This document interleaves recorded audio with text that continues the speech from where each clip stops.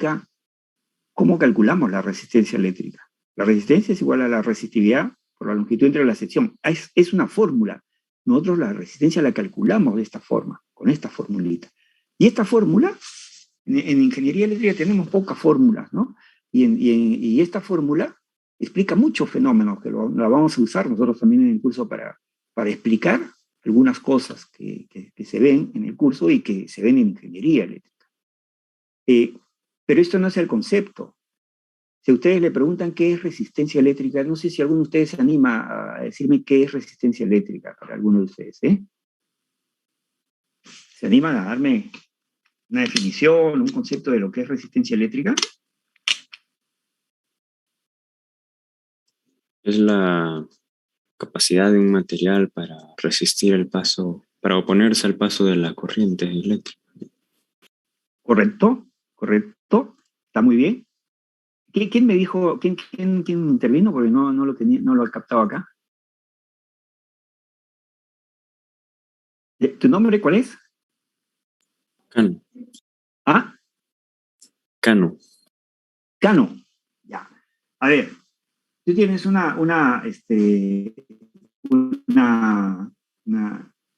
concepto, una definición de lo que es resistencia.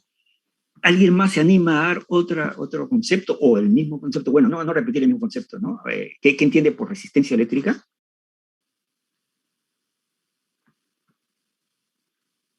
Muchachos, anímense.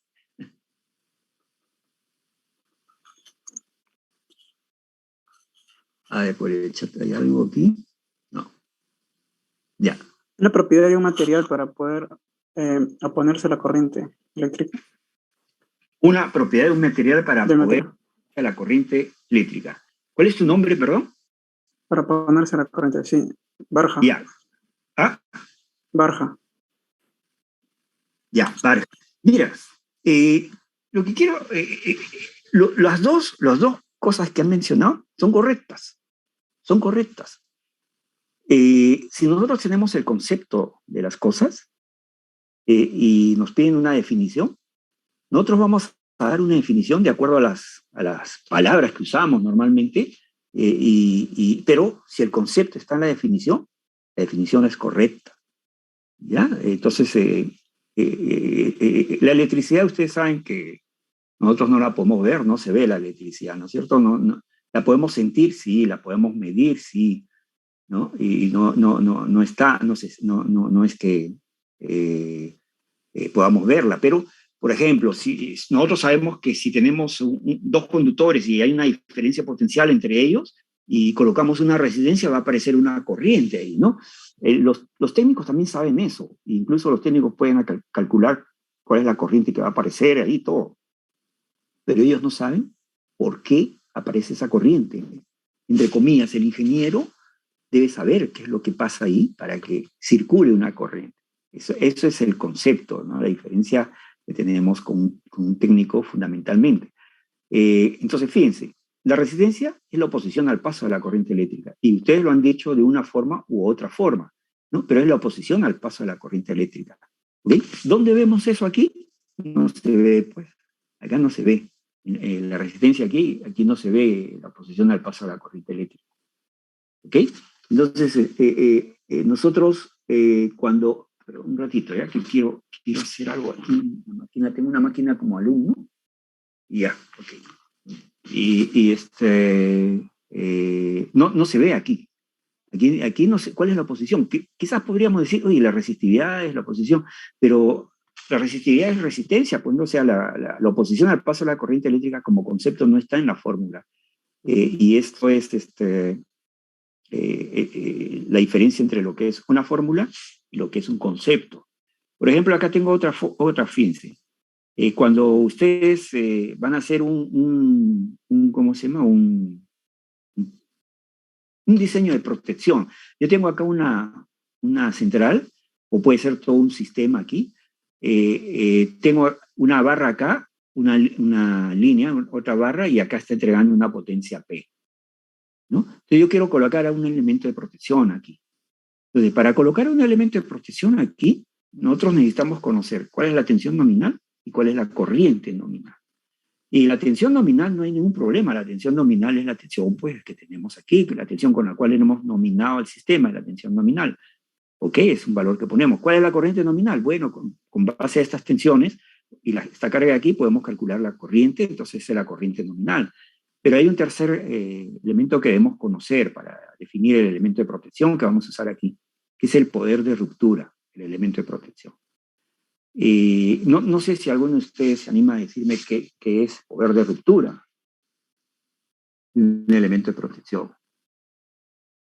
¿Se anima alguno? Ingeniero, disculpe, ¿podría ser la capacidad máxima del elemento de protección en un tiempo determinado para proteger los elementos, digamos, por decirlo así, aguas abajo?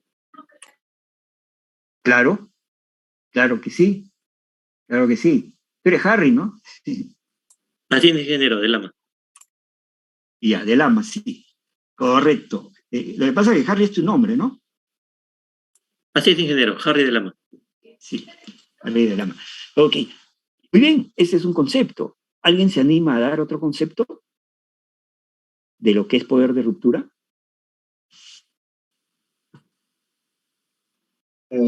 Es la capacidad que tiene, por decir, algunos de los instrumentos eléctricos.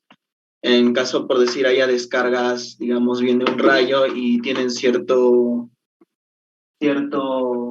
límite, ¿no? Y creo que eso sería lo que comenta el profesor. La capacidad. La Con la capacidad, correcto. El límite. Sí, tú eres David Lizama, ¿verdad? Lizarme, ajá. Sí, Lizarme. Uh-huh. Sí tiene relación con el tema de capacidad. Entonces, lo que nosotros, lo que veo yo aquí es que están correctos ustedes en sus conceptos, ¿no? Pero fíjense la diferencia de lo que es el concepto, de lo que estamos diciendo, con lo que es la fórmula, fíjense. Fíjense, el poder de ruptura lo calculamos con esta fórmula, sí. El poder de ruptura, ¿no? Y fíjense, lo que estamos diciendo no está incluido acá, no se ve en la fórmula, ¿no? ¿Por qué? Porque la fórmula es la forma como calculamos algo, pero no es el concepto. Acá, por ejemplo, dice que el poder de ruptura es un valor mayor o igual a la potencia máxima de cortocircuito, que se calcula de esta forma, raíz cuadrada de 3, corriente máxima de cortocircuito, por el valor de la tensión nominal, ¿no? Entonces, lo que hemos estado diciendo, en realidad, no está aquí en la fórmula. ¿Por qué? Porque el concepto no es la fórmula, ¿ok?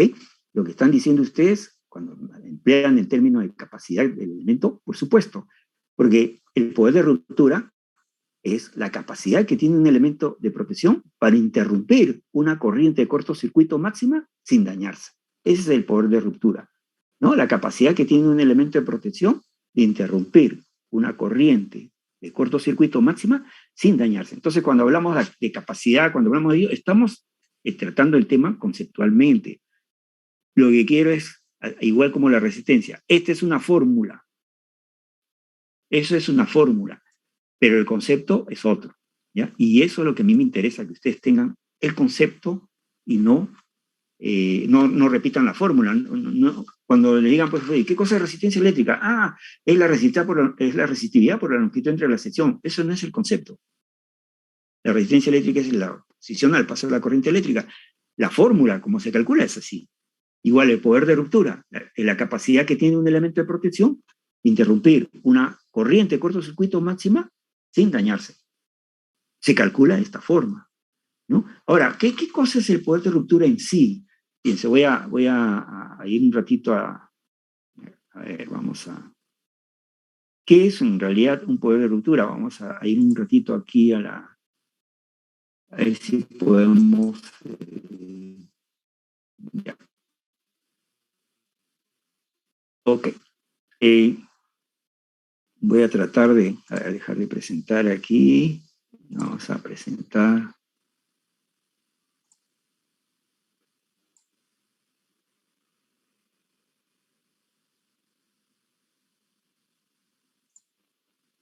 A ver.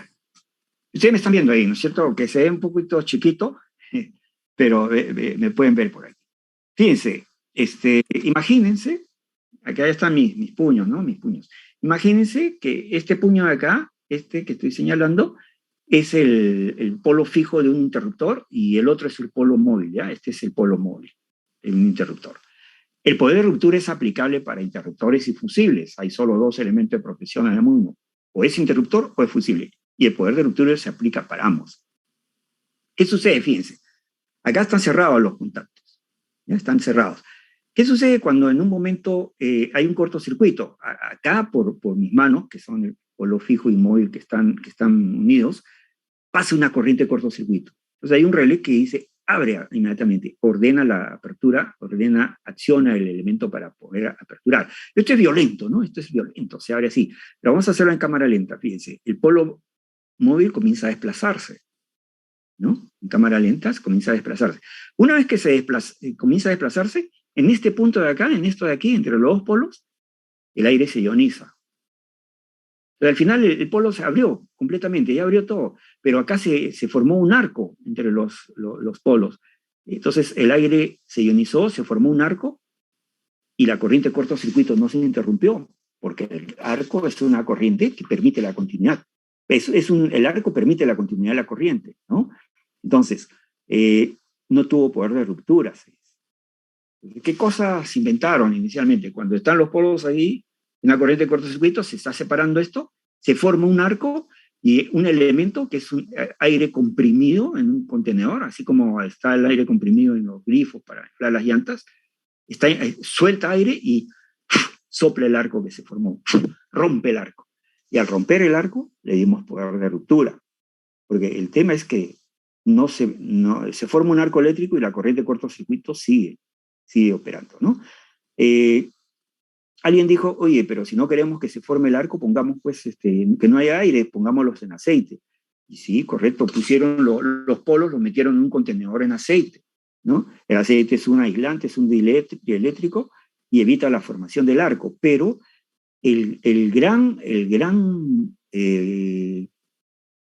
la gran disipación de calor que se presenta debido a que ese arco se quiere formar y tiene una resistencia ahí que es el dieléctrico, que es el aceite, originó que se formaran gases en el contenedor y reventaban los interruptores, los contenedores. No reventaban como una bomba, no, ¡pum! Así no reventaban, sino se perforaban en una parte del contenedor. Se perforaba y listo. Entonces no estaba funcionando muy bien. Entonces aparecieron los interruptores de bajo volumen de aceite y los interruptores de gran volumen de aceite. Y eso con la finalidad de ¿qué? De tener un interruptor en volumen de aceite. Bajo volumen de aceite es cuando las corrientes de cortocircuito no son muy altas y alto volumen de aceite para cortocircuitos muy grandes, ¿no? Luego alguien dijo, comenzaron a estudiar y vieron que el SF6, el hexafluoruro de azufre, no formaba el arco, entonces aparecieron los interruptores en SF6, que ahora están prohibidos que, por ejemplo, el fluoruro salga al espacio, ¿no? Porque antes, al momento que se rompía el arco, ese gas salía al espacio. Entonces, ahora ya no, porque los fluoruros son uno de los gases prohibidos, porque están provocando el calentamiento también, uno de los varios gases que tenemos, que están provocando el calentamiento global. Entonces, actualmente se está estudiando otro tipo de gases también, ¿no? Pero alguien dijo, oye, si no queremos que se forme el arco, que no exista aire, ¿no? Si no hay aire, no se forma el arco. Entonces aparecieron los interruptores en vacío, que es la última generación de interruptores. Como le dije, se está estudiando otros gases también, ¿no?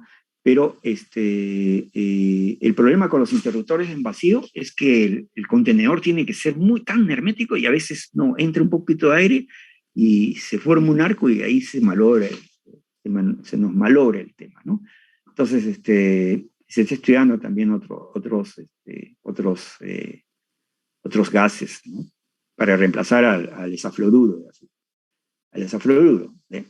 Fíjense, esto es lo que provoca, ¿no? el poder de ruptura, romper el arco. Y lo mismo sucede con los fusibles. Los fusibles también. Los fusibles tienen una lámina fundible, tienen un elemento contenedor. Ustedes ven un tubo externo y adentro está la lámina fundible y se le agrega un material granulado que absorbe rápidamente el calor. Cuando se está formando el arco, ¿cómo se rompe un fusible?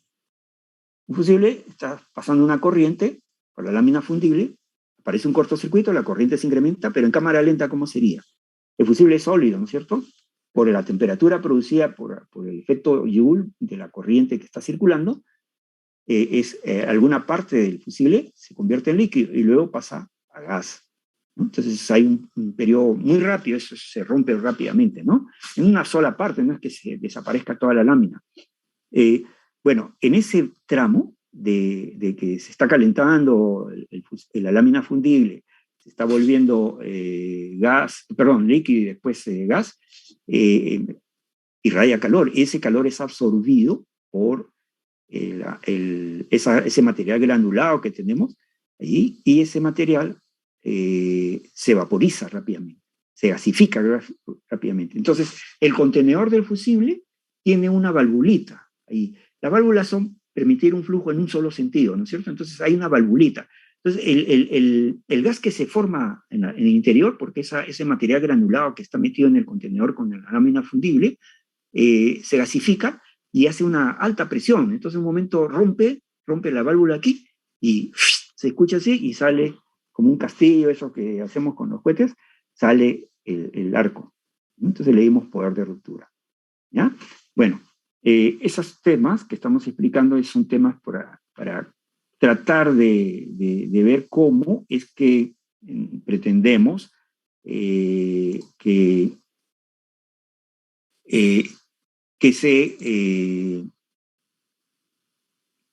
se les dé poder de ruptura a los elementos de protección. ¿Okay? Muy bien.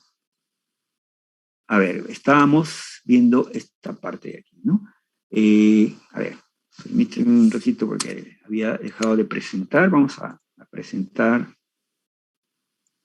Ya está, vamos a compartir aquí. Muy bien.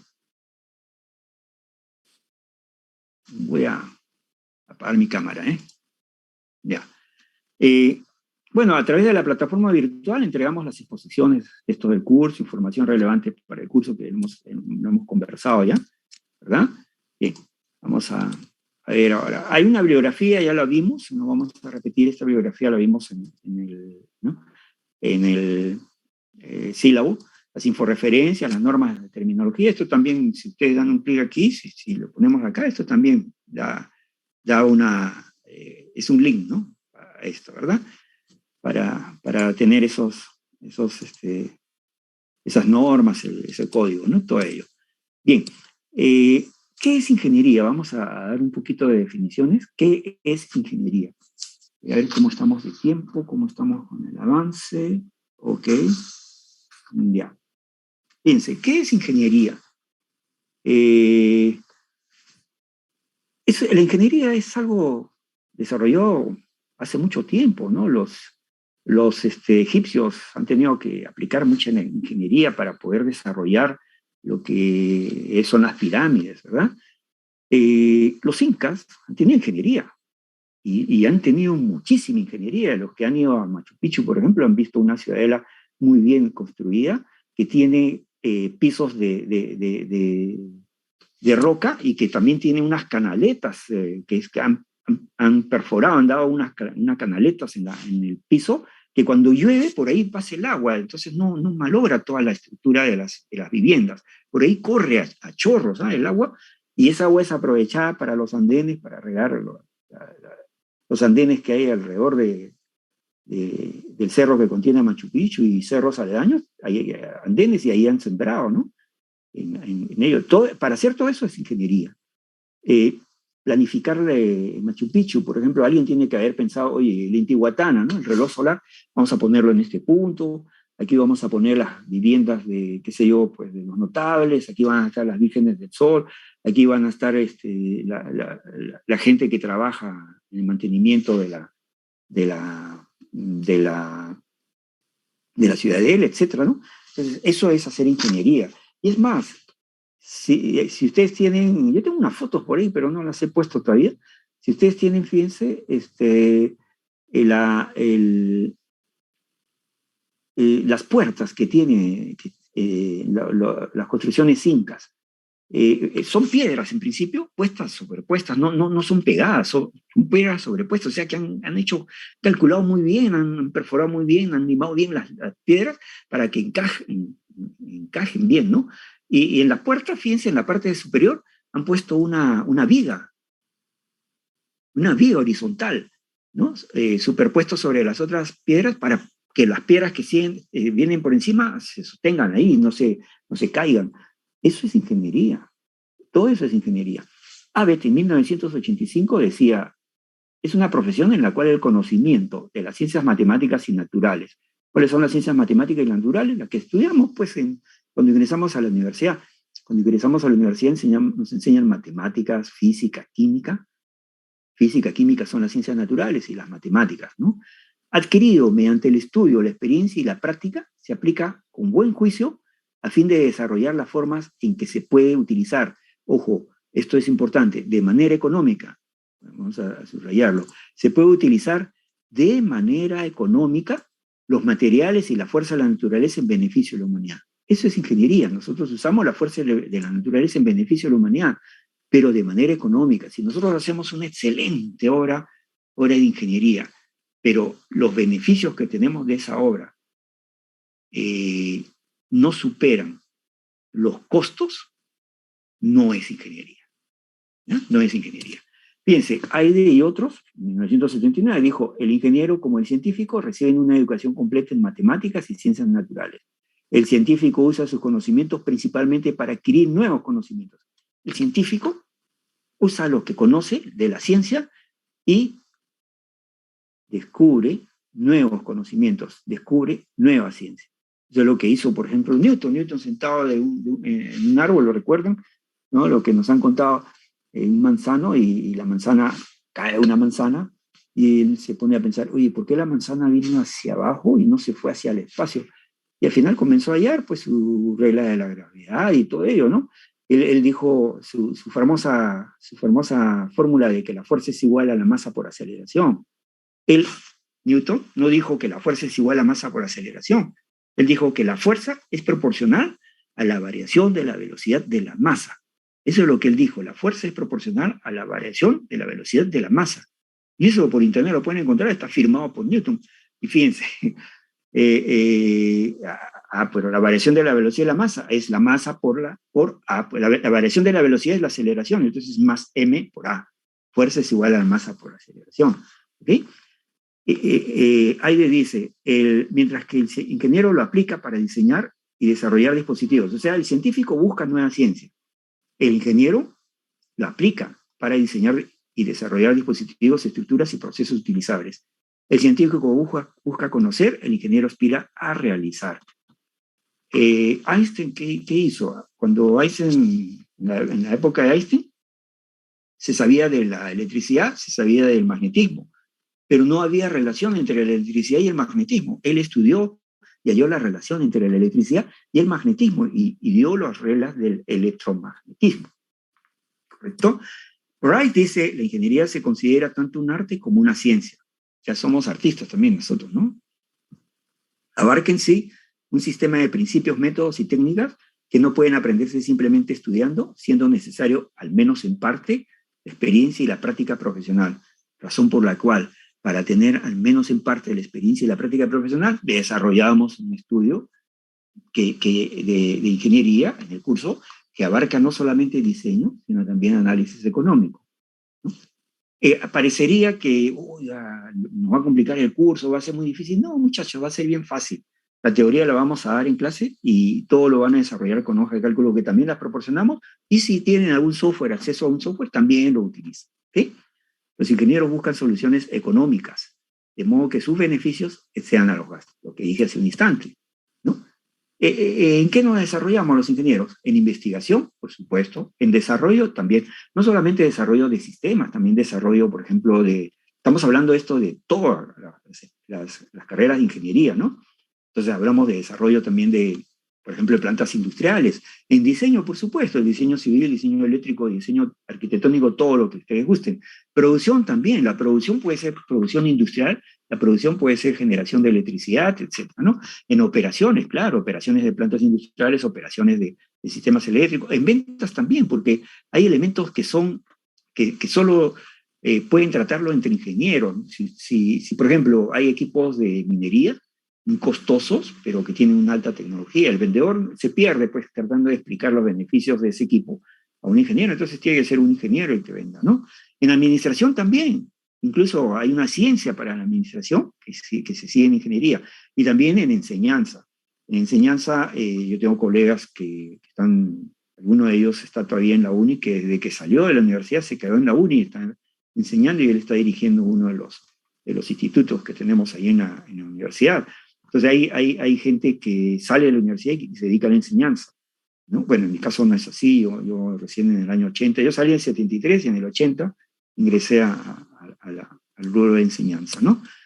El investigador descubre lo que existe, el científico inventa lo que no existe. Claro, el investigador descubre lo que ya existe. Cuando uno hace investigación, uno se hace hipótesis y dice, oye, sabe que el 75-80% de lo que está diciendo es cierto y trata de comprobar la diferencia para llegar al 100%. El científico más bien inventa lo que no existe, descubre lo que no existe. Eso es lo que hace el científico. ¿Un ingeniero puede ser científico? Claro que sí, por supuesto que sí. Tiene toda la formación para hacerlo, ¿no? Albert Einstein, que ustedes lo conocen, dijo, nunca consideres el estudio como un deber, sino como la oportunidad para penetrar en el maravilloso mundo del saber. ¿Cuándo el estudio es un deber?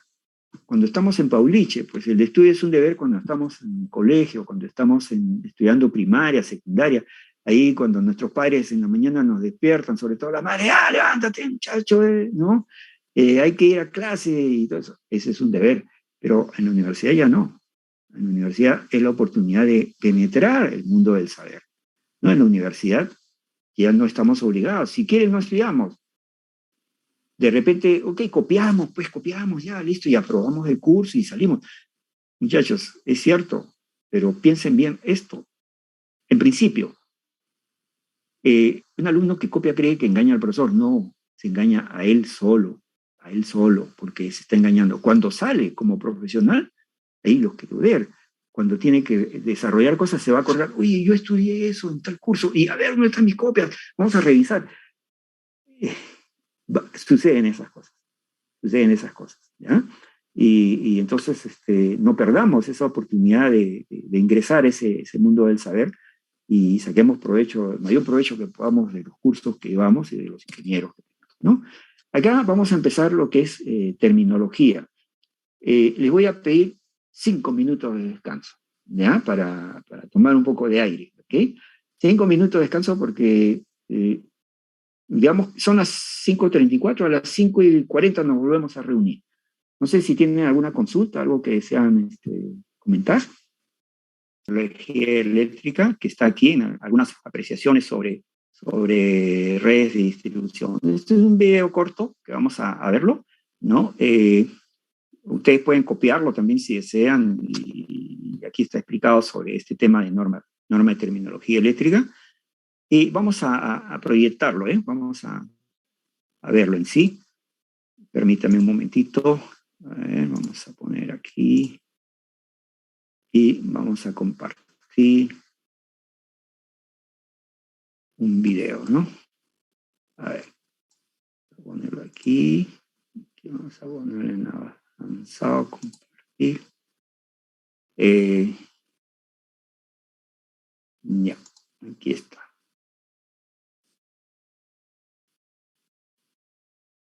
Bien, voy a dejar voy a detener mi video, ¿ya? Y también voy a apagar por si acaso mi micro para evitar que se recircule lo que se explica acá en el video, ¿ya? Entonces vamos a proyectar el video.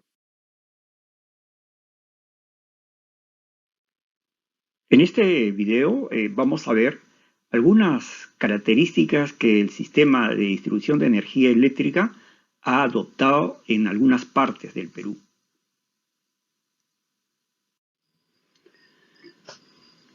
Lo que estamos viendo corresponde al esquema general de los sistemas eléctricos.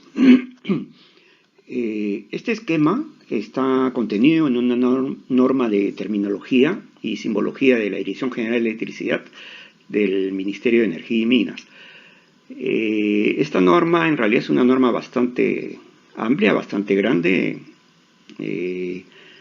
tiene algo de cerca de 800 páginas más o menos, pero que recomiendo que los alumnos lo tengan porque nos da muchos términos de base para las definiciones y la simbología que se utilizan en los planos eléctricos.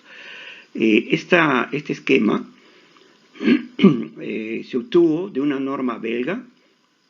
Esa norma estaba en francés y, bueno, en la Dirección General de Electricidad se tuvo el apoyo de un ingeniero alemán, Franz Hanslicher, que vino después de la Segunda Guerra Mundial a radicar al Perú.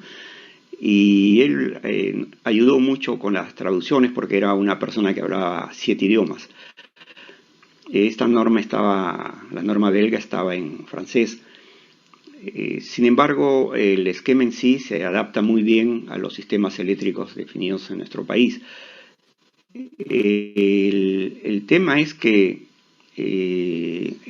cuando se estuvo elaborando el Código Nacional de Electricidad, la segunda versión del código, porque nosotros hemos tenido 3 versiones. En 1949 tuvimos el Código Eléctrico del Perú, elaborado por la Asociación Electrotécnica Peruana. Luego, entre 1976 a 1979, se elaboró la segunda versión del Código Nacional de Electricidad, ya denominado con esa nomenclatura, Código Nacional de Electricidad. En 2001 se cambió el código y se elaboró el Código Nacional de Electricidad, lo que es suministro, 2 volúmenes, suministro, y en el 2006 salió el Código de Utilización. Muy bien, vamos a tratar sobre los esquemas. Cuando se estuvo elaborando la segunda versión del código en la Dirección General de Electricidad, había algunos términos que los ingenieros usábamos de distintas formas. Entonces se citó un grupo de profesionales de las empresas de distribución y se les consultó, por ejemplo, en una central eléctrica, ¿no? Acá tenemos el símbolo de una central eléctrica, tenemos una subestación elevadora, porque el grupo generador genera a 10.000 o a 13.200 volts. Entonces se coloca una subestación elevadora que eleva la tensión a 60, 138, 220 kV, actualmente ya a 500 kV, ¿no? Que es una tensión que estamos usando en nuestro país. Y se les consultó si es que esta subestación elevadora era parte de la central o no. Para algunos era parte de la central, para otros no. Igual con la subestación de distribución, acá tenemos la red de distribución primaria y esta es la subestación de distribución. Se les consultó sobre el nombre, qué nombre le ponían a esta subestación. Para algunos era subestación de distribución, pero para otros era tablero de distribución. Otros lo llamaban como subestación convencional o subestación al interior de un edificio, porque fundamentalmente en Lima y Callao en esa época había abundantes redes subterráneas y las subestaciones que se usaban eran de gran capacidad, entonces eran al interior de un edificio. Y lo otro también era si la subestación de distribución era componente de la red de distribución primaria o de la red de distribución secundaria. Aunque para tarifas se ha definido que en el caso de redes aéreas, los soportes de las estaciones de distribución corresponden a la red de distribución primaria porque son los postes que se utilizan para que la red de distribución llegue a la subestación, ¿no? Mientras que los tableros de distribución en baja tensión, el mismo transformador, corresponden a la red de distribución secundaria, ¿no? En sí la subestación estaría ubicada dentro de lo que es la distribución primaria, con esa salvedad de lo que estoy mencionando para las redes de distribución en el caso de subestaciones aéreas. Entonces, lo que se definió fue 4 sistemas, ¿no? Que existen 4 sistemas: el de generación, transmisión, distribución y utilización. El sistema de generación contempla la central generadora, que puede ser la energía prima, puede ser agua, puede ser gas, puede ser petróleo, viento o la luz solar, cualquier fuente, ¿no? Puede ser la energía prima que se utiliza para convertirla en electricidad. Y tenemos la subestación elevadora. Entonces, la subestación elevadora se definió que no es parte de la central, pero en conjunto forman el sistema de generación. Igual lo que es sistema de transmisión. El sistema de transmisión se dividió en dos subsistemas, su sistema de transmisión y su sistema de subtransmisión. La diferencia de uno u otro, porque ambos tienen líneas y subestaciones, pero se diferencian en que el subsistema de transmisión, la línea sale de una central generadora y va a un centro de consumo, por lo tanto va a una subestación de transmisión. Mientras que el subsistema de subtransmisión sale de un centro de consumo, de una subestación de transmisión, y va a otra subestación de subtransmisión, ¿no? Esa es la diferencia entre los dos subsistemas. En lo que es distribución, se dividieron en dos subsistemas, el de distribución primaria y el de distribución secundaria. Y ambos tienen sus redes, y en el caso de la red primaria, tiene también las subestaciones de distribución. El subsistema de distribución secundaria empieza en la salida de la subestación de distribución y llega a las viviendas donde se tienen las conexiones, ¿no? O el alimentador, que conectan la red de distribución secundaria a la vivienda, primero llegando al tablero de donde está el medidor de energía, ¿no? Todo eso contempla el subsistema de distribución secundaria. Y ojo con esto, fíjense, el alumbrado público, si bien es cierto, corre junto con el sistema de distribución secundaria, no es componente del subsistema de distribución secundaria.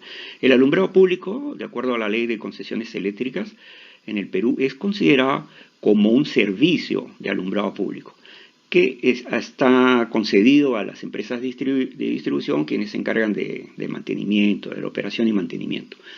El subsistema de utilización parte desde el punto de alimentación, desde el medidor, en la salida del medidor, con el alimentador principal, los tableros de distribución al interior, ¿no? Esos son los esquemas que se han definido en nuestro país para los sistemas eléctricos.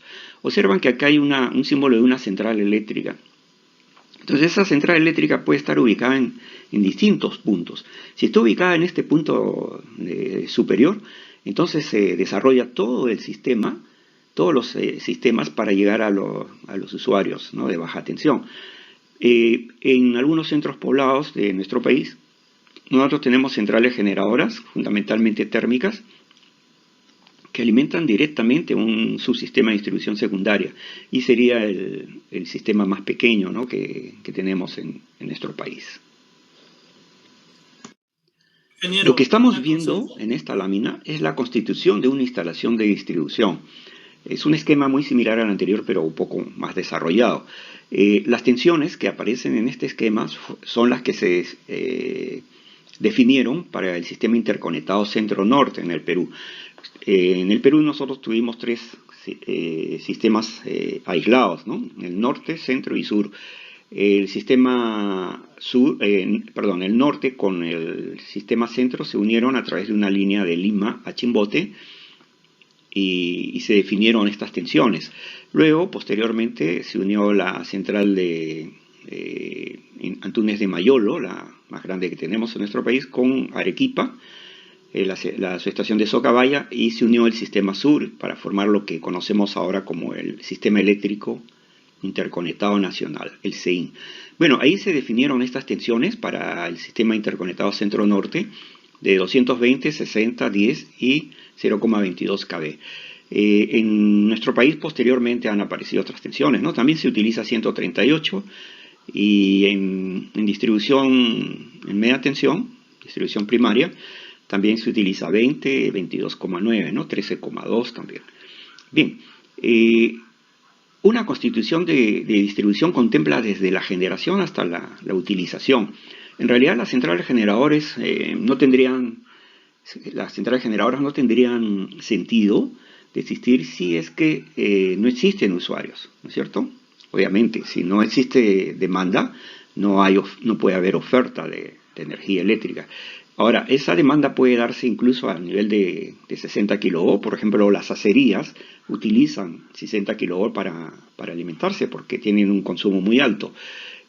También hay industrias en nuestro país que utilizan 60 kV, ¿no? A nivel de distribución en media tensión, de distribución primaria, se alimentan las fábricas, por ejemplo. Hay muchas fábricas, sobre todo en la zona industrial del Callao, hay fábricas que utilizan el 10 kb. Y se alimenta también a edificios. Nosotros tenemos ya edificios grandes con oficinas que si los alimentamos en baja tensión, evidentemente no llega nada, pues, ¿no?, a los últimos pisos, porque la caída de tensión es muy fuerte, sobre todo en edificios de oficinas, ¿no? Entonces aquí se alimenta a media tensión hasta un punto intermedio del edificio y de ahí se distribuye a los pisos superiores y los pisos inferiores. Las líneas de 220 kV normalmente tienen esta configuración, digamos, mientras que las de 60 kV forman anillos fundamentalmente en lo que es las zonas residenciales, que es lo que vemos más nosotros en este curso. Nosotros vemos suministro eléctrico a zonas residenciales, no vemos a zonas rurales, que eso es competencia de otro curso. Entonces, normalmente, por seguridad de suministro, forman anillos a nivel de 60 kV, que más adelante en el curso vamos a tratar con mayor detalle sobre esto, ¿no? Luego tenemos las subestaciones 60-10 kV, y la alimentación en 10 kV, como le dije, puede ser también 20 kV, 22,9, 13,2 se utiliza en interior, en zonas rurales, ¿no? Y las subestaciones de 10.000 a 220 volt, con los alimentadores a las viviendas, ¿no? Bien, nosotros vamos a tratar después el tema en otra parte del curso, por qué tenemos 220 volts sin neutro, porque no tenemos neutro corrido y multiaterrizado como fijan las normas internacionales. Muy bien. ¿Qué pasó con la frecuencia del sistema eléctrico en el Perú? Fíjense, en Sudamérica se ha presentado un fenómeno que si nosotros trazamos una línea imaginaria entre la frontera de Perú con Chile, los países que están debajo de esta línea imaginaria utilizan 50 Hz, y los que estamos por encima de esta línea imaginaria usamos 60 Hz de frecuencia. Ahora, ¿de dónde vino esto? ¿Por qué se dio este fenómeno? No es exactamente porque el sur, la parte más sur de Sudamérica sea bastante helada, digamos, y por eso se usó el 50 Hz, como hay gente que a veces lo menciona ello, no. Proviene en realidad de la frecuencia de los generadores. Por lo tanto, está relacionado con la tecnología que cada región de Sudamérica ha importado. En el caso de nuestro país, el Perú, es un país minero por excelencia, ¿no? Nuestro país es un país minero desde su época inicial. En la época del incanato, ustedes saben que se usaban ya los minerales, y gracias a Dios o a la naturaleza, nosotros tenemos muchos minerales, y eso pues beneficia mucho a nuestra economía, ¿no? Fíjense, los primeros que trajeron grupos eléctricos, eran llamadas usinas, fueron las minas, fueron las minerías. Y la tecnología que ellos trajeron fue justamente de 60 Hz, mientras que probablemente ha habido otros conceptos, otras formas de pensar en la parte sur de Sudamérica, ¿no? Pero sin embargo, aun cuando nuestro país decidió usar 60 Hz, ¿qué sucedió con Arequipa? Arequipa, la segunda ciudad del Perú, está ubicada en este punto, ¿no?, del Perú, y Arequipa tuvo 50 Hz, por un tiempo tuvo 50 Hz. Lo que podemos imaginar es que esto no puede manejarse como una línea imaginaria solamente, sino como una franja, digamos, ¿no? Porque sucedió también que, sobre todo en ciudades en la parte norte de Argentina, que en su país usaban 50 Hz, sin embargo algunas ciudades aquí quedaron con 60 Hz, ¿no? Bueno, en Arequipa ya todo se ha reconvertido a 60 Hz, ya no se usa más 50 Hz, ¿no? Y en todo el país se utiliza la frecuencia de 60 Hz. Esa condición de país minero en nuestro país justamente es la que dio origen a la Universidad Nacional de Ingeniería, ¿no? Como los mineros enviaban a sus hijos a estudiar a Europa, porque las minas eran en esa época de socavón, no como las que tenemos actualmente, que el mineral está tan cercano a la superficie que se puede pues extraer fácilmente. Entonces eran minas bastante serias, ¿no? De socavón, había que aplicar mucha ingeniería. Entonces los dueños de las minas enviaban a sus hijos a Europa a prepararse y regresar acá, ¿no? Pero hubo un notable, Eduardo de Havish, que con otros notables de Lima decidieron que en lugar de que los hijos de los mineros vayan a Europa, traer a los profesores de Europa, y formaron lo que fue la Escuela de Minería. Entonces las universidades también en nuestro país se han formado pues teniendo en cuenta las necesidades propias de nuestro país, ¿no?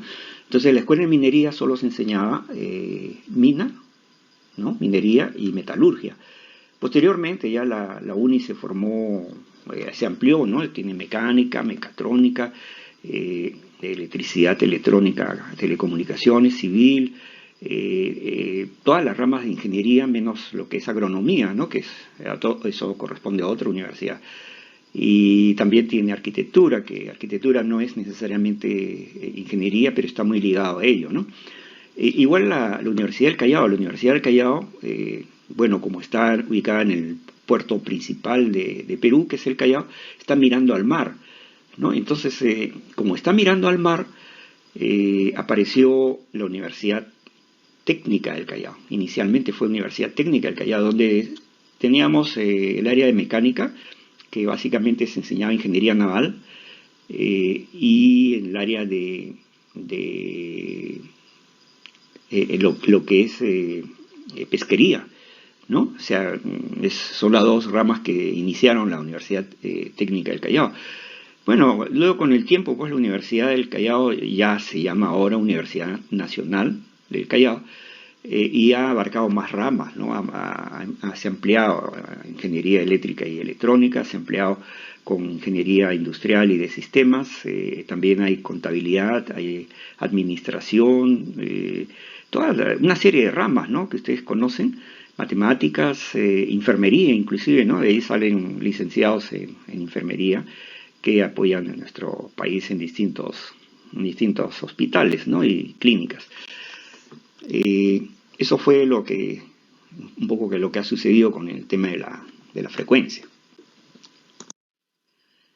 Esto es lo que ha sucedido con la tensión, ¿no? Fíjense, es un mapa mundial de más o menos cómo está distribuido el mundo con respecto a los niveles de tensión, de distribución en baja tensión.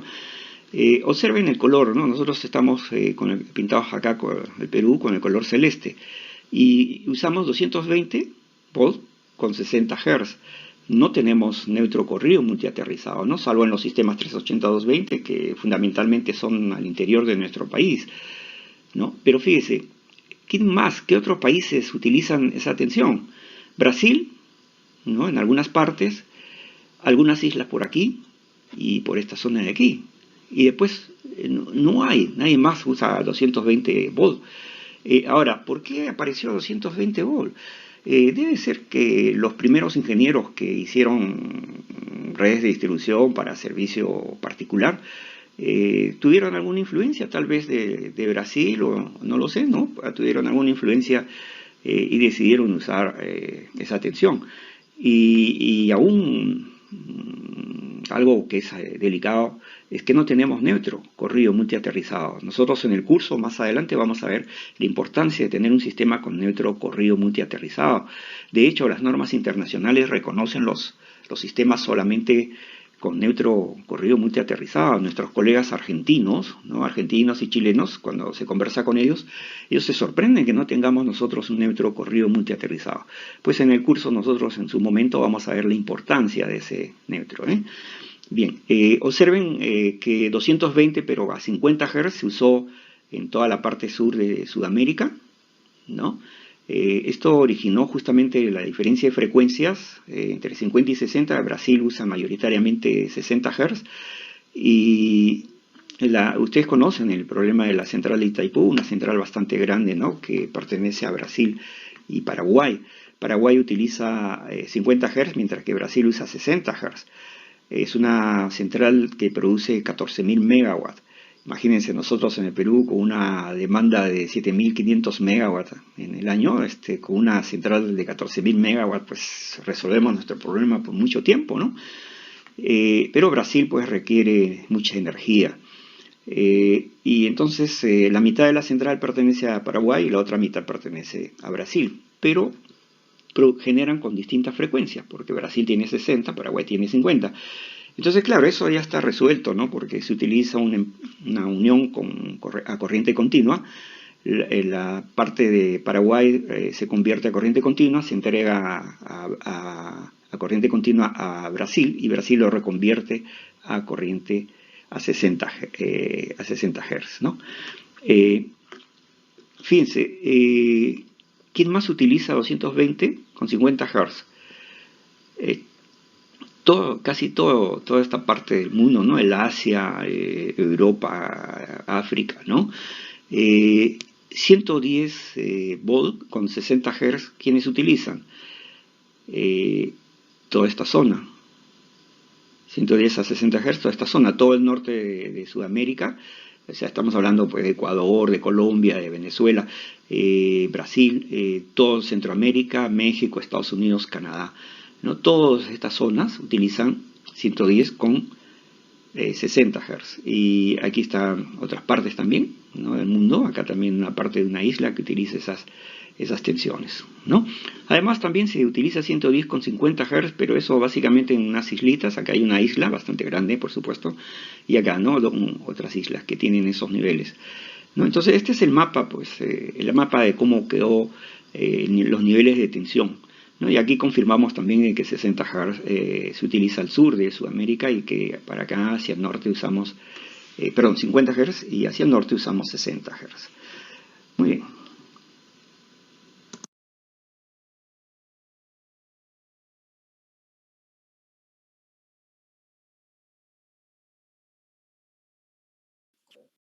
Bien, creo que vi a Castro, a Eric había levantado la mano. Sí, profesor, buenas tardes. Tenía una consulta cuando había mostrado la imagen, no me acuerdo muy bien el nombre, pero indicaba del alumbrado que era distinto, ¿no? Mi pregunta era acerca del medidor, porque me percaté que había dos. Cuando se colocan los medidores, tanto de alumbrado como el de domicilio, ¿son iguales esos medidores? A ver, vamos un ratito, vamos a ver de compartir una presentación aquí. Espera un momentito, vamos a...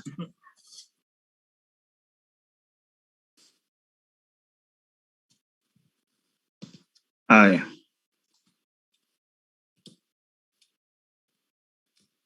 ¿Te refieres a qué parte? Aquí. La primera, anterior a ese, ingeniero. Esta. Ya. Aquí hay un medidor. Exacto. Y el alumbrado público también tiene un medidor. Y el alumbrado también tiene un medidor. Sí, ya. ¿Cuál era tu consulta? Sí, los dos medidores tenían las mismas características, ya que, o sea, yo entendería que el medidor domiciliario tal vez es de mayor amperaje, ¿no? Comparado con el alumbrado público, que solo es para la celda fotovoltaica, ¿no? O algo así, disculpe. Ya, correcto. ¿No? ¿O cuáles son las características? Ya, en realidad las características son similares de este y este acá. Es más, este medidor de alumbrado público sirve para medir en las subestaciones, básicamente en las subestaciones, el alumbrado público. O sea, es de todo el alumbrado. No es por cada célula fotoeléctrica en una sola célula fotoeléctrica, pero en la subestación, ¿no? No es para medir en cada soporte, sino es un medidor que está en la subestación y que mide, evidentemente, claro, tú dijiste célula fotoeléctrica, es la célula que enciende todo el alumbrado público, ¿no? Sí, es eso. Pero esa corriente es alta, incluso puede llegar a ser más alta que este medidor que es para una vivienda nada más. Ingeniero. Sí, son muy similares. ¿Ah? Muchas gracias. No, gracias a ti. Gracias por la intervención. No profesor, sé si tiene una pregunta. ¿Algún comentario o consulta? Dígame. Profesor, este caso del mapa que muestra, ¿no? De que estamos con 60 y 220, ¿es una ventaja o desventaja en cuanto a lo... Yo creo, ¿no? Que los demás países están más estandarizados, ¿no? Al importar productos y en el caso de Perú ¿es una ventaja o desventaja que tengamos ese sistema? A ver, fíjate, la desventaja que indicaría lo que estamos usando es que no tenemos neutro, fundamentalmente.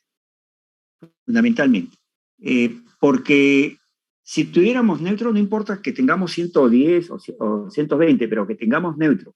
En una clase nosotros vamos a ver la importancia que tiene el utilizar un neutro. ¿Ya? Entonces, independientemente de la tensión y la frecuencia, lo que más debe preocuparnos es el no tener neutro. Cuando tenemos sistemas 380-220 sí tienen neutro, ¿no? En el caso del resto de Sudamérica, en todos los sistemas tienen neutro. Chile, por ejemplo, Chile, Argentina, ellos usan 220 volt también y 50 Hz, pero tienen neutro, tienen un conductor neutro. Entonces, es un sistema similar a nosotros, digamos, solo que nosotros tenemos 60, ellos tienen 50, pero ellos tienen neutro, utilizan un conductor neutro. Entonces, ese es lo importante, ¿no? El tener o no tener neutro. Trae ventajas, por supuesto, sobre todo la parte de seguridad, y eso lo vamos a discutir, a conversar con ustedes en una clase. ¿Ya? ¿Ok? ¿Tu nombre es Didle? Ah, sí, profesor. Sánchez. Tu apellido es Didler. Sánchez Serna. Ah, ya, tu apellido es Sánchez Serna. Ya, correcto. Ok, no sé si hay alguna otra inquietud, o algún comentario o alguna consulta. Ok, entonces vamos a continuar viendo las características principales de un sistema de distribución. Fíjense, cuando nosotros vamos a hacer una red de distribución, debemos tomar en cuenta estas características principales para un sistema de distribución. Primero, es que el sistema de distribución debe tener el menor costo inicial, pero el menor costo inicial no significa lo más barato, sino es desde el punto de vista económico. ¿Ya? Fíjense, acá tengo una comparación que se hizo ya hace algún tiempo para un estudio de tarifas, en la cual se estaba comparando las lámparas de vapor de sodio con lámparas de vapor de mercurio. En el 2018 y el 2015, en un estudio que se hizo para la Dirección General de Electricidad, ya se comparaba más bien el LED con el vapor de sodio, que lo vamos a ver también ahora. Y en el 2018 también se hizo la comparación de LED con el vapor de sodio. Pero aquí tenemos como ejemplo una lámpara de vapor de sodio comparada con una lámpara de vapor de mercurio. La lámpara de vapor de mercurio tiene una luz blanca y la lámpara de vapor de sodio tiene una luz más amarilla, pero es altamente eficiente con respecto al vapor de mercurio. Entonces, fíjense, para comparar una lámpara de sodio con una de mercurio, tenemos que escoger algunas características que más o menos las hagan equivalentes. Por ejemplo, acá esta de 50 watts tiene 4.400 lumen de flujo luminoso, ¿no? Entonces, esta de acá se puede comparar, acá hay una flechita con esta de aquí, ¿no? Que tiene 3.850 lumen. O sea, esta lámpara tiene mayor nivel de iluminación, flujo luminoso, 4.400, pero como no hay uno que se le acerque así, el que más se le acerca es esta, pues, de 3.850. Y observen lo siguiente, como esto es más eficiente, fíjense, esta lámpara es de 50 watts, más los aditamentos que se requieren para que esto opere, llega a sumar 59 watts, ¿no?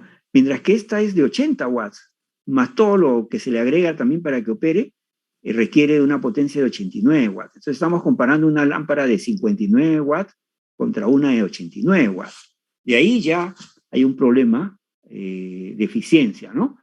Ahora, otra cosa, esta lámpara de vapor de sodio tiene 16.000 horas de vida útil, mientras que esta otra lámpara tiene 8.000 horas de vida útil.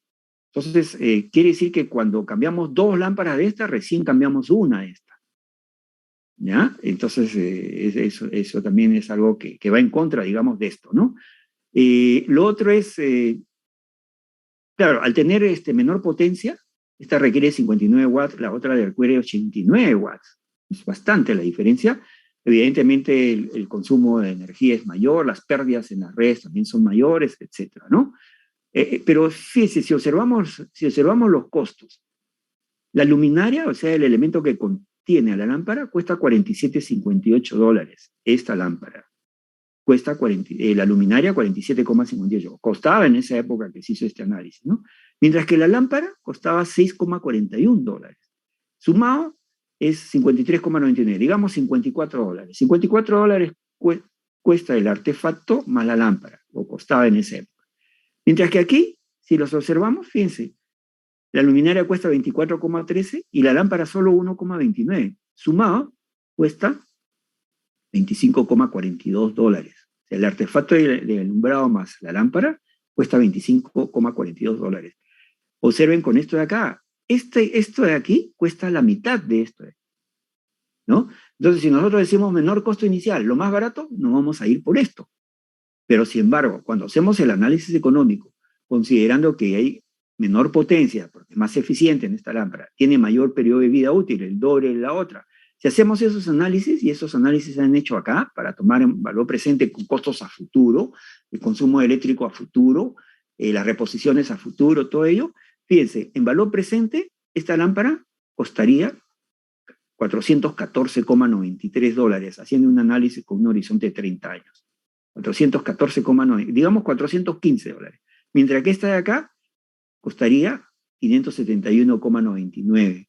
Es más barata, pero por esos temas de periodo de vida útil, los consumos eléctricos, todo ello, es prácticamente $572 en valores económicos, en valor presente, contra $415. Evidentemente, este es más conveniente.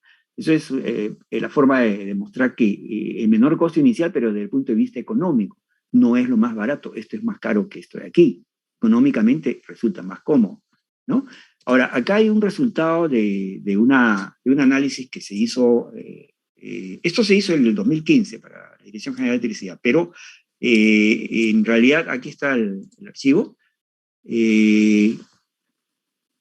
Vamos a ampliarlo un poquito aquí para ver esto. Fíjense.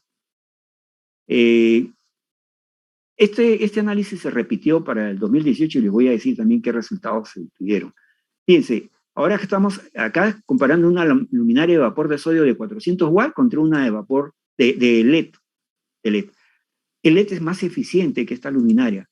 Esta lámpara de vapor de sodio de 400 watts requiere en realidad 437,2 watts por los aditamentos adicionales que se le agregan. Mientras que la luminaria de LED 180 watts es equivalente al nivel de esta lámpara, 180 watts. ¿Por qué? Porque aquí tiene que ver, primero ahí, fíjense, es la mitad menos de la mitad de la potencia de esta, ¿no? La lámpara LED. Pero es así porque cuando se hacen los estudios de nivel de iluminación, siguiendo las curvas ISOLUT y los niveles que deben tener, sale favorable, sale que esta lámpara de 180 watts de LED cubre las necesidades que se tendría con una lámpara de vapor de sodio de 400 watts. ¿Bien? Ahora, fíjense, esta lámpara tiene 20.000 horas de vida útil, esta de 400 watts, mientras que esta, los fabricantes decían que tenían 100.000, bueno, creámosle pues la mitad, entonces le puso 55.000 horas. ¿Por qué? Porque cuando se hizo esos análisis no sabíamos cuánto duraban estas lámparas, esta luminaria LED. ¿Ok? Pero aquí observen lo siguiente, fíjense. La luminaria cuesta $129,22, esta de 400 watts, y la lámpara $14,4. Esto, en realidad, suman $143,62, la suma de esto, $143,62. Mientras que la LED, fíjense, cuesta $752,9, digamos $753. O sea, esto acá sumado es 144, vamos a decir, 144 contra 752. Esto es más barato, esto es más caro, pero haciendo el análisis económico, fíjense, ¿cuánto costaba la reposición de esta lámpara? 28,95. ¿Cuánto costaba la reposición de la parte de componente que se tenía que cambiar después de 55.000 horas, 29,062. Acá se consideraron las pérdidas en las redes de distribución. Se tomó un valor de pérdidas en un año de estadística del Ministerio de Energía y Minas y decía que era el 8%, se había perdido en las redes de distribución, se consideró un 8%. Un factor de 1,08, un factor de 1,08 para ambos, ¿no? Y acá tenemos ya el análisis económico. Vamos a reducir esto para poder verlo, porque tiene que... fíjense, acá tenemos el análisis, ¿no? Esta es la lámpara de vapor de mercurio, de 400 watts, analizando todos los periodos, las horas de vida, las reposiciones para un año, para 30 años de horizonte, de análisis, las pérdidas de energía, el costo, todo eso, el valor presente y todo ello, el LED costaría $3.165,9. Perdón, el vapor de mercurio de 400 watts, 3.165,9, digamos 3.166, mientras que el LED costaría solo $2.194,14. Evidentemente hay una ventaja económica de esto con respecto a esto de acá. Y no solamente queda todo allí. Esto de acá es para hacer los análisis de, como estamos haciendo un análisis económico para 30 años, con lámparas que una de ellas dura 55.000 horas de vida útil y la otra dura más, ¿no? Dura 20.000 horas. Había que hacer esto de acá es para calcular el valor remanente, ¿eh? En esos análisis. Ahora, hay dos formas de hacer el cálculo económico. Es con base al flujo neto actualizado acumulado o flujo neto acumulado. En ambos casos, fíjense, en ambos casos, la recuperación de la inversión, a pesar de que la lámpara de vapor, perdón, la LED es mucho más cara que la otra, ¿no? Nuevamente estamos hablando de $144 contra $753, ¿no? La LED es más caro. Sin embargo, la inversión se recuperaba en 4 años, 9 meses. Digamos que en 5 años se recuperaba la inversión siguiendo este procedimiento. Siguiendo el otro procedimiento, en 3 años, 7 meses, digamos 4 años, se recuperaba la inversión. Cualquier recuperación de inversión en un periodo menor de 10 años es correcto, es económico, hay que aceptarlo, ¿ya? Y esto de acá, en 5 años se recuperaba la inversión, en 4 años se recuperaba la inversión. Pero les cuento algo, 2018, cuando volvimos a hacer este análisis para los estudios tarifarios, en ambos casos se recupera la inversión en menos de un año. ¿Por qué?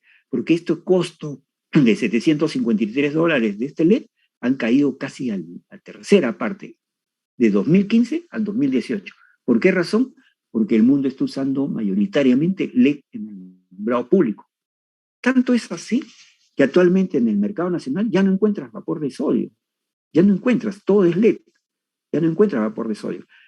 Claro, es otra cosa. Ustedes saben lo que son las COP, ¿no es cierto? Lo que son las reuniones COP. En el Perú se realizó la COP 20, si no me equivoco, y ahora creo que estamos por la COP 26 que ya se realizó y vamos hacia noviembre, creo que es la COP 27. La reunión de los países para ver qué vamos a hacer para resolver el tema de calentamiento mundial, ¿no? ¿Qué se va a hacer? Y uno de esos se han fijado metas muy, muy fuertes que incluso que los funcionarios peruanos de ministerios dicen, uy, caray, parece que no vamos a poder cumplir con esas metas, ¿no? Al 2030 y en el horizonte más lejano es hasta el 2050. Si no logramos bajar 1,5 grados de temperatura, vamos a perder nuestro planeta. Ya va a ser insoportable la vida en nuestro planeta, ¿no? Por el cambio climático. Entonces, todo el mundo está tendiendo a usar LED en sus redes de alumbrado público. Y la inversión, en ambos casos, se recupera en menos de un año. Fíjense, en menos de un año. Aquí hay análisis también medioambientales que están aquí, ¿no? Hacia este lado hay análisis medioambientales que también hay que hacer. Actualmente hay que hacer análisis medioambientales, porque ¿qué significa esto? No, fíjense, acá tenemos, a ver, algunos datos. Acá, compensación medioambientales. Tenemos este número de lámparas, este es el parque de lámparas de una de las empresas, en el 2015, de unas empresas de Lima, y qué pasaba si cambiábamos solo el 10%, 20, 30, 40, 50% de las lámparas de 400 watts. Este es son 18.959 lámparas de 400 watts. El factor de emisión es o sea, el factor de emisión es una relación que nos indica cuántos kilogramos de dióxido de carbono equivalente se consideran por kilowatt de hora de energía producida.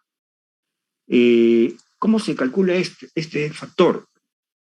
Se calcula si nosotros analizamos, por ejemplo, en el Sistema Interconectado Nacional a nivel de todo el año, cuánto cuesta o cuánta energía generamos, y de esa energía que generamos hay centrales pues, a gas, hay centrales hidráulicas, hay centrales de distintas características. ¿Cuáles son las centrales que generan un volumen qué volumen generan las centrales que lanzan dióxido de carbono al espacio? Entonces, haciendo la división de ese dióxido de carbono en kilogramos equivalentes de dióxido de carbono, entre la energía total que se produce, los que producen energía limpia y los que contaminan, sale este factor de aquí. Ese factor de aquí no lo tenemos calculado para Perú, pero se buscó en zonas de otras latitudes, y había factores más altos y otros factores más bajos. Este es un factor que se usó en una localidad en España, y es el que se adoptó para nosotros, es un valor intermedio, ¿no? Y luego las compensaciones, fíjese, la compensación es por un árbol al año logra liberarnos de 22,5 kilogramos de dióxido de carbono por árbol, ¿no? La producción. Y la compensación por bosques. En un año, 30 toneladas de dióxido de carbono por hectárea de bosque en un año, ¿no? Y entonces, usando estos factores, es que se hizo estos análisis, ¿no? Acá hay unas respuestas. Fíjense que si nosotros cambiamos el 50% de las lámparas de esas 18.000 y pico, ¿cuántas son? 9.480. Ahorro de energía, porque hay ahorro de energía por pérdidas de energía y también por consumo, 1.216,66 kilowatt-hora en un año por una lámpara, ¿no? El ahorro total de energía, este es en 30 años, son 11.533,318 kilowatt-hora por año, se ahorra. ¿Cuánto de dióxido de carbono? 4.440.327 en 30 años. ¿Y cuál es el equivalente en árboles? Eso significa a tener sembrados 197.348 árboles o tener 148 hectáreas de bosque, ¿no? Entonces, analizando eso, es que estos también son resultados medioambientales que contribuyen al evitar el calentamiento global. ¿Ok? Bueno, vamos a continuar con la presentación. Otra de las características principales de un sistema de distribución, no sé si alguien tiene alguna consulta o algún comentario. Sí, ingeniero, buenas noches, le habla Candela. ¿Cómo estás, Candela? Adelante. Es una consulta, y hablando de luminarias de LED, por tener componentes electrónicos, ¿no generaría armónicos? ¿Y en qué caso tendremos que preocuparnos? Y para el análisis, ¿no?, de un proyecto. Ya, correcto. Sí genera armónicos, pero para eso se emplean filtros que se utilizan en electrónica de potencia, ¿no? Son filtros, hay filtros pasivos, filtros activos de distintas características que se tendrían que instalar para poder reducir los problemas de armónicos que sí producen, ¿ya? Ahora, ¿en qué límite? Bueno, ahí eso tiene que estudiarse para cada caso. Nosotros en nuestras casas estamos poniendo también LED, ¿no? Estamos poniendo LED por todas partes en nuestras casas, y evidentemente también eso va a producir armónicos, y esos armónicos entran a la red. Entonces se tiene que usar filtros necesariamente para bajar eso, ¿no? Cuando la magnitud es muy grande. No tengo el dato exclusivamente de en qué momento tendríamos que ya poner LED, pero eso, la norma técnica de calidad de los servicios eléctricos indica el límite que podemos tener de armónicos, y cuando eso se va testeando y cuando se supera, es necesario poner LED. pero poner filtros. Les cuento algo. Una vez se hizo ya una clínica, se iba a implementar cerca al Canal 5 de televisión. Y una de las cosas que le solicitaban a la clínica los proveedores de los equipos médicos para sala de operaciones es que tuviera que no exista estática y necesitaba puestas a tierra menores a 2 ohm. Menores a 2 ohm, necesitaba puestas a tierra menores a 2 ohm para poder filtrar esa estática.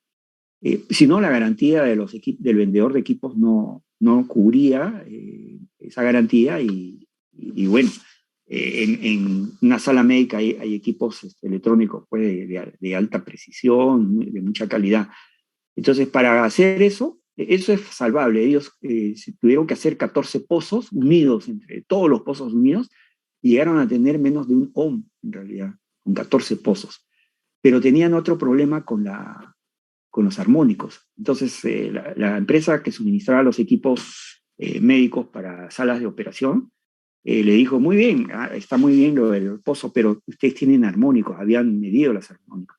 Ahora, esos armónicos venían de la red y fundamentalmente de Canal 5, que es una televisora que tiene altos elementos electrónicos que producen armónicos. Entonces, en ese caso hay que poner filtros. Y claro, en ese caso hay que poner los filtros antes del ingreso a la clínica, a la alimentación en la clínica, ¿no? Entonces, eso se lo podemos salvar con filtros. La norma técnica de calidad de los servicios eléctricos indica cuál es el límite de armónicos que se soportan. O sea que hay que testear eso y hay que no superar esos límites que generarían sanciones económicas, ¿no? Multas fundamentalmente, cuando son superadas. Eso está en la norma técnica, está suspendido por los temas de que es bien complicado determinar quién genera los armónicos, quién produce los armónicos. En este caso, en la clínica, cercano a un canal de televisión que tiene mucho equipo electrónico que produce armónica, bueno, es fácil detectar eso, ¿no? Pero en otros casos, en las redes se miden los armónicos y digo, ¿y de dónde vienen? Puede venir de un montón de sitios, ¿no? De repente el acumulado también de nosotros con nuestros LEDs, probablemente, aunque nuestros LEDs son pequeños, ¿no? Pero van generando armónicos que se amplifican, ¿no? En la red. Entonces, para saber esos límites hay que verlo en la norma técnica de calidad, ¿ya? De los servicios eléctricos. ¿Okay? Ingeniero, disculpe, una consulta, ya que está tocando este tema. Una consulta. Usted lo que comentaba es que los armónicos los generaba un agente externo hacia una propiedad. Ahora la pregunta es la siguiente. ¿Quién se hace responsable de poner los filtros si a mi propiedad ya está ingresando armónicos sin que la empresa concesionaria haga nada, ¿no? O sea, ¿soy yo el responsable de poner esos filtros o es la concesionaria encargada de ponerme los filtros porque tiene que entregarme una energía limpia? A ver, mira, gracias por la pregunta. Mira, el armónico, primero, se tiene que detectar que existen los armónicos sobre el nivel de lo que fija la norma técnica de calidad.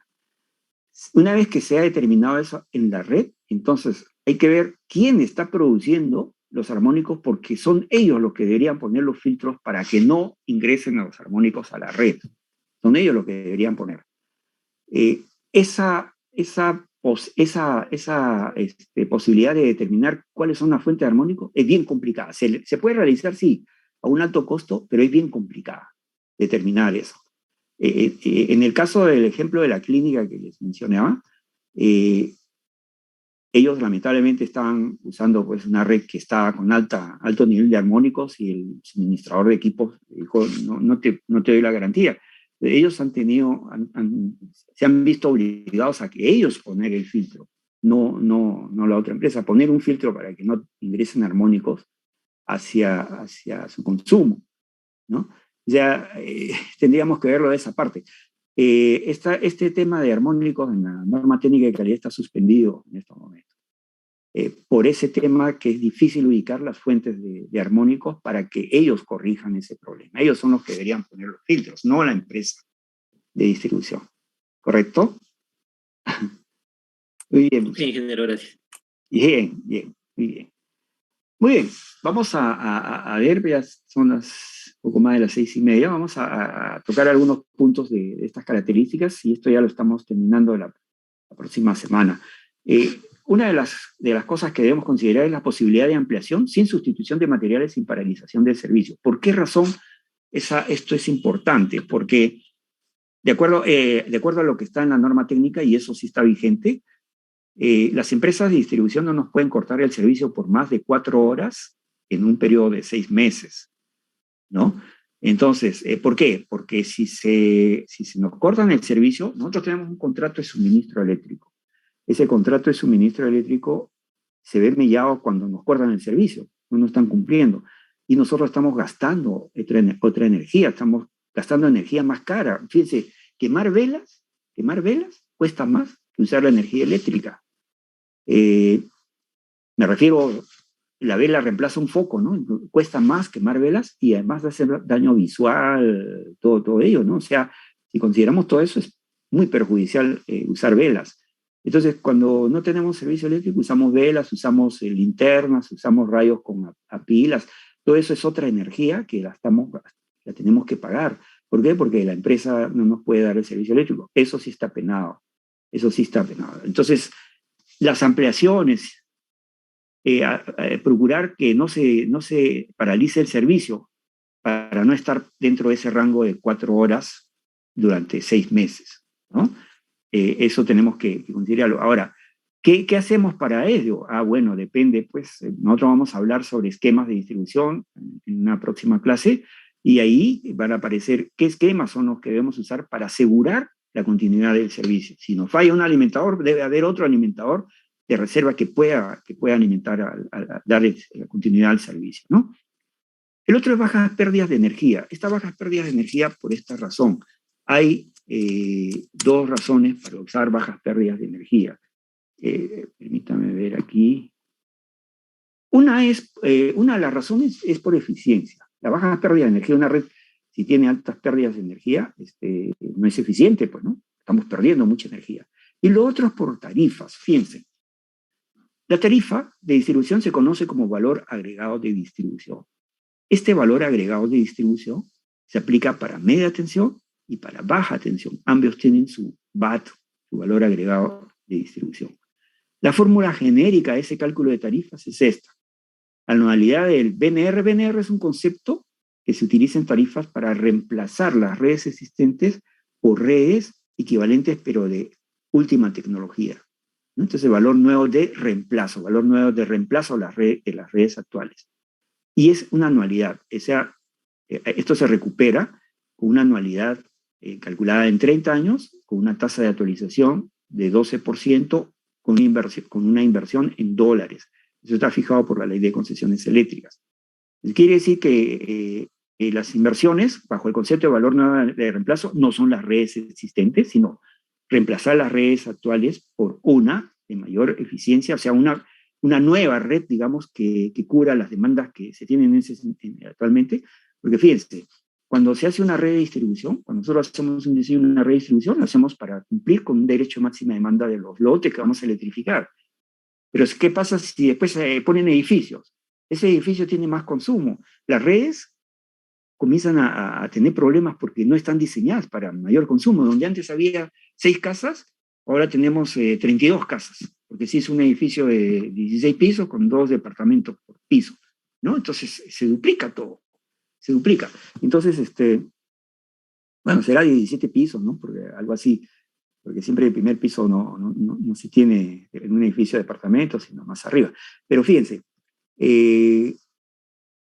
cuando se hace tarifas, las redes se rediseñan a nuevo, pero se hace con unos sistemas matemáticos computacionales, ¿no? Para poder hacerlo rápidamente. Estos estudios se tienen que hacer en 5 meses, prácticamente.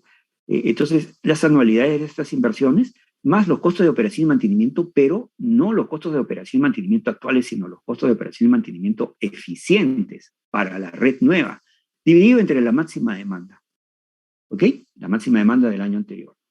Pero esta máxima demanda, utilizando el factor de carga, se puede llevar a energía. O sea, esto se convierte en energía. Permítanme un ratito, si es que tengo aquí. Lo que pasa es que tengo arriba no puedo buscar mis. Tengo arriba la barra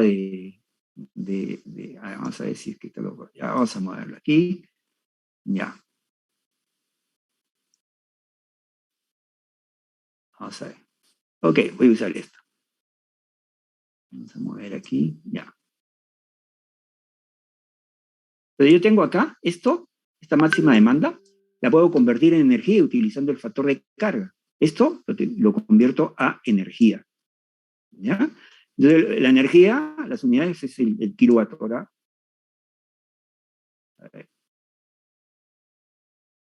La unidad de energía, pues, ¿no?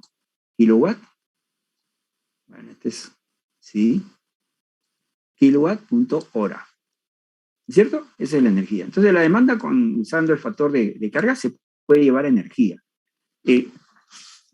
Ahora, esto es lo que está aquí, es lo que debemos pagarle al ¿cómo se llama? Vamos a usar esto.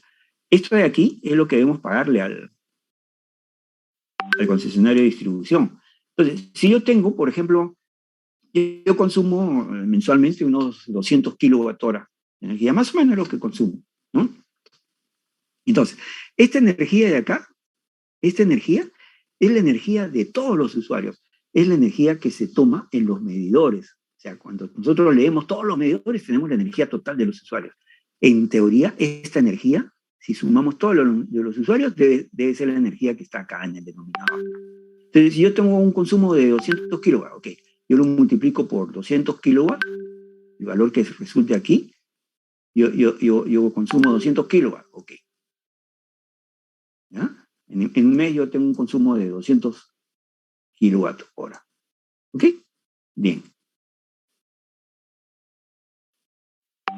Esto que le estoy diciendo es el tema conceptual de cálculo de tarifas, porque el cálculo en sí, esta formulita es la forma genérica, pero es un poco más complicada de obtenerla, ¿no?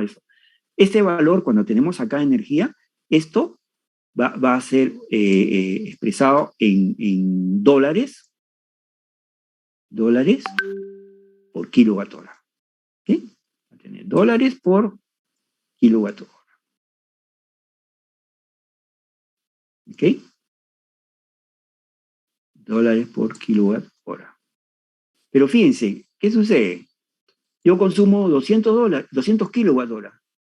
Multiplicado por estos dólares por kilowatt hora, yo le estoy pagando una cantidad de dólares a la empresa por usar sus redes de distribución. Eso es lo que estoy haciendo. Y si aquí yo le sumo otro usuario, le sumo otra cantidad aquí, le sumo otra, sumo todos, de todos los usuarios, esa energía sumada debe ser igual a la energía que resulta aquí. Eso, energía. ¿Ya? Porque eso nosotros le tenemos que pagar una anualidad de las inversiones más su costo de operación y mantenimiento.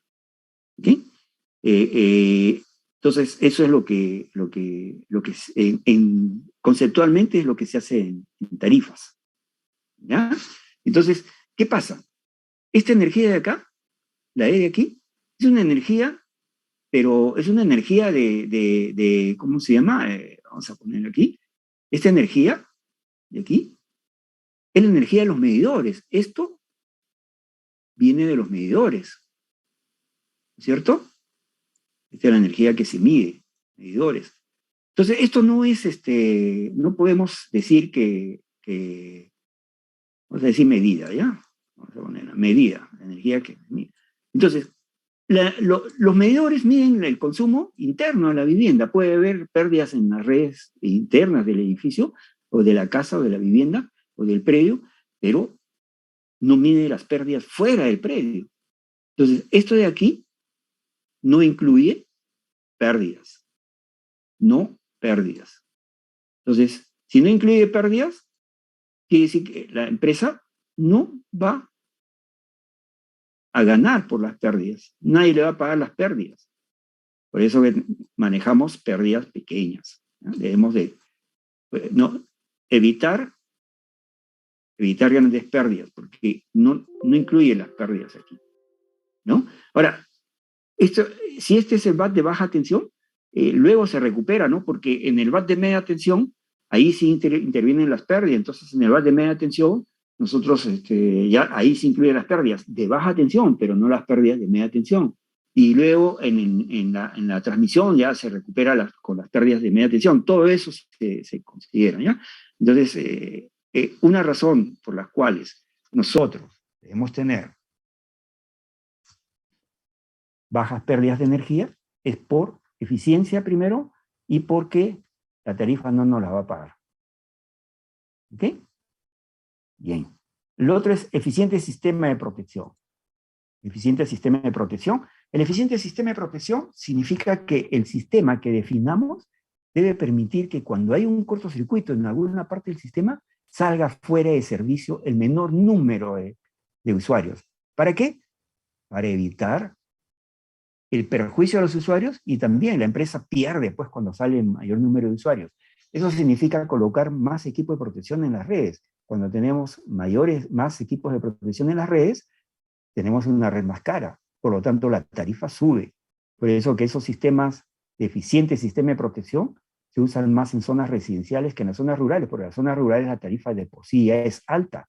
Un centro poblado está ubicado en un sitio y otro centro poblado en otro sitio, tienen bajo consumo. Al tener bajo consumo tienen, fíjense, cuando pusimos aquí la tarifa, al tener bajo consumo tienen baja demanda, o sea, el denominador es pequeño y esto sube. Entonces la tarifa en zonas rurales es mayor. Las inversiones son mayores porque tenemos que llevar una línea de un centro poblado a otro centro poblado. Las inversiones son mayores comparadas con las inversiones en zonas residenciales donde las casas están todas juntas, ¿no? Entonces eso es lo que ese eficiente sistema de protección involucra incrementar los costos de las tarifas y eso tampoco no es dable pues, en zonas rurales. Facilidad de mantenimiento.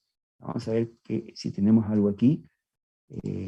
Facilidad de mantenimiento. Aquí es facilidad de operación. Ya. Facilidad de mantenimiento, fíjense.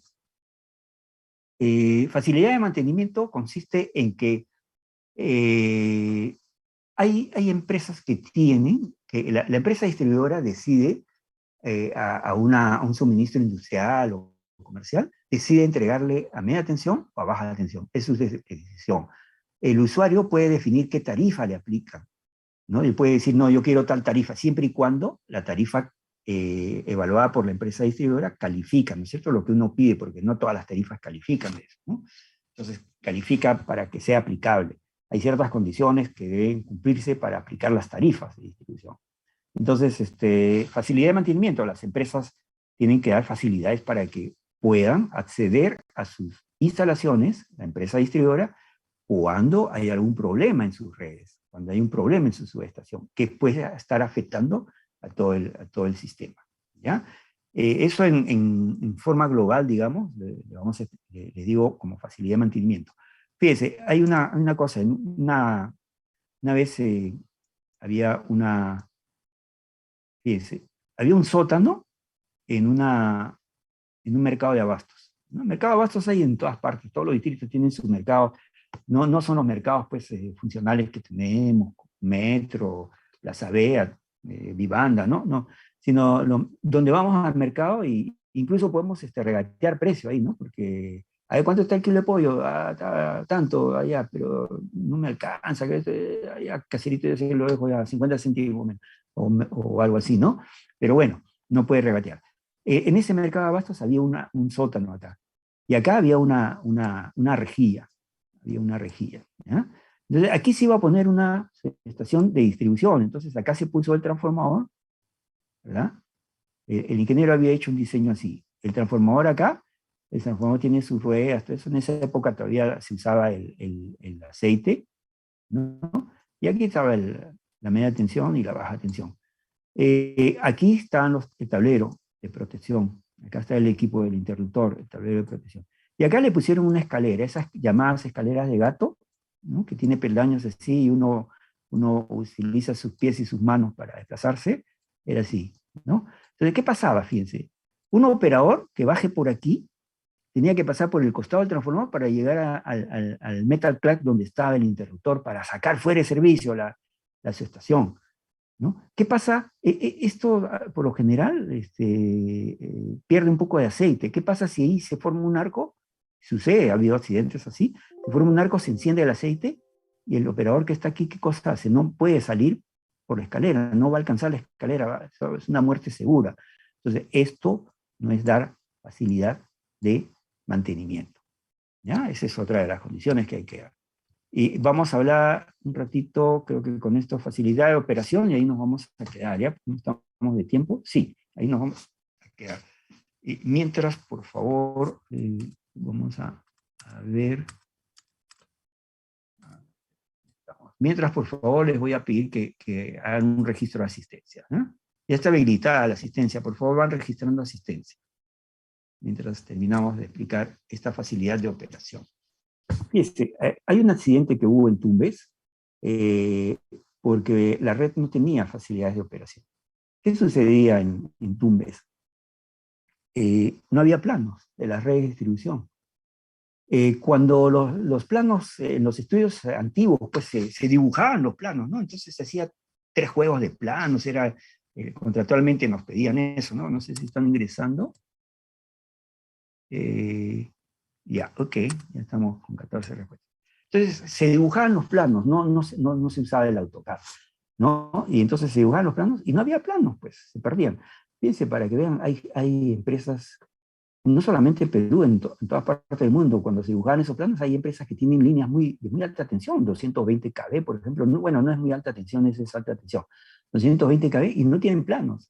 Actualmente no, pues actualmente se utiliza todo en AutoCAD u otros programas, y eso lo tienen en medio magnético, y eso lo tienen archivado en un sitio. Si alguien quiere llevar esto, le lleva un DVD y le hacen la copia.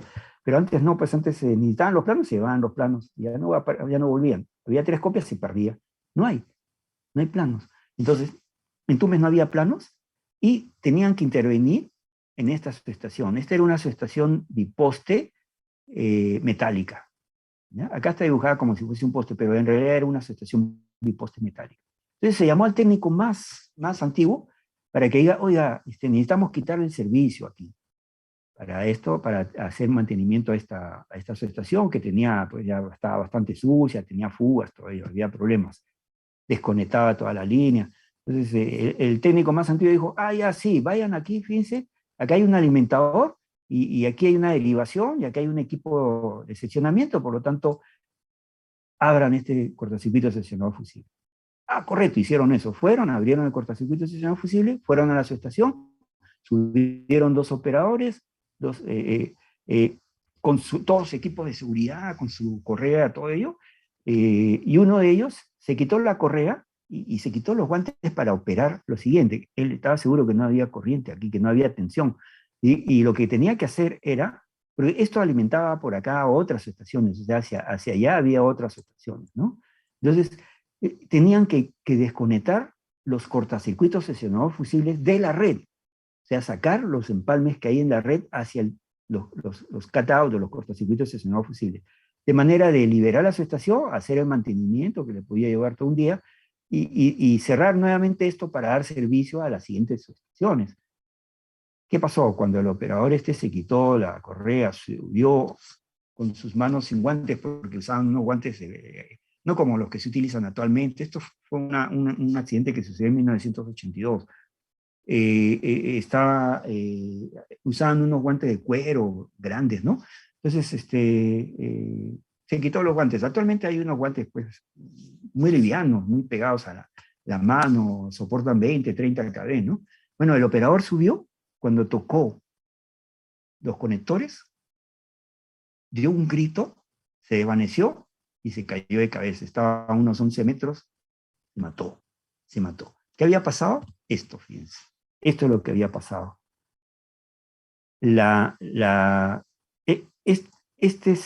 Cortacircuito seccionado fusible era uno, pero al otro extremo había otro acá. Había un alimentador principal, ¿no? Me estoy saliendo del dibujo. Vamos a ver. Esos alimentadores que están a los costados son alimentadores principales, ¿no? Entonces, estos son alimentadores principales, y de acá también, un alimentador principal. Y esto era un enlace entre estos dos, ¿no? Entonces abrieron aquí, pensaban que ya no había tensión, pero esto estaba cerrado. Provocó el accidente y murió una persona, ¿no? El otro también sufrió el choque eléctrico, pero se desvaneció, pero sufrió quemaduras en el tendón del pie derecho, en la parte también del muslo, el pie derecho, ¿no? Pero no, eso se recuperó después. Eso no es dar facilidad de operación, ¿ok? Bien, ¿qué más tenemos aquí? Esto de baja potencia y cortocircuito y estas cosas de aquí lo vamos a ver la próxima semana. Ya hoy día vamos a quedarnos aquí. Vamos a quedarnos aquí, dejar de presentar y no sé si alguien tiene alguna consulta o desea hacer algún comentario de lo que hemos visto hasta ahora.